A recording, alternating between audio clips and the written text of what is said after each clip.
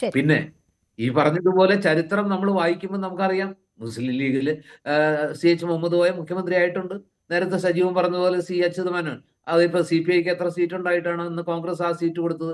കാരണം ചില പ്രത്യേക സാഹചര്യത്തിൽ രാഷ്ട്രീയമായിട്ട് CPI പോലുള്ള ഇടത് കക്ഷിയെ മുന്നണിയിലേക്ക് കൊണ്ടുവരുമ്പോൾ അവരെ കൊണ്ടുവരണമെങ്കിൽ അവരെ പ്രലോഭിപ്പിക്കുന്ന, അവർക്ക് വളരെ വലിയ ഒരു സാധ്യത എന്ന് തോന്നുന്ന ഒരു സംഗതി സാധിച്ചു കൊടുത്തുകൊണ്ടാണ് CH മനോനെ, ശരി. മാത്രമല്ല അത് ഭരണപ്രവർത്തനായ എല്ലാവരാലും ആദരിക്കപ്പെടുന്ന ഒരാളാണ്. PK വാസുദേവൻ നായരെയും ഒന്ന് രണ്ട് കാര്യങ്ങൾ കൂടെ ഒന്ന് പറഞ്ഞോട്ടെ.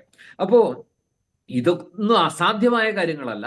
പക്ഷെ രേണുക, ഇതിനകത്ത് ഏറ്റവും പ്രധാനപ്പെട്ട കാര്യം, നമ്മൾ ആരും വിചാരിക്കുന്നത് പോലെ ഇപ്പോ ഈ മൂന്ന് മുഖ്യമന്ത്രി സ്ഥാനത്തേക്ക് മത്സരിക്കുന്ന ആ നേതാക്കൾ പരസ്പരം, അല്ലെങ്കിൽ അവർ ചിലരൊന്നും സംസാരിക്കുന്നില്ല, പക്ഷെ അവർക്ക് വേണ്ടി അവരുടെ അണികളും അതുപോലെ തന്നെ നേരത്തെ പറഞ്ഞ പോലെ രണ്ടാം നിര നേതാക്കൾ, ചില ഒന്നാം നിര നേതാക്കൾ പോലും KPCC വിലക്കുണ്ടായിട്ടും AICC വിലക്കുണ്ടായിട്ടും ഒക്കെ വീണ്ടും വീണ്ടും ഇത് പറഞ്ഞുകൊണ്ടിരിക്കുന്നത് യാദൃച്ഛികമൊന്നുമല്ല.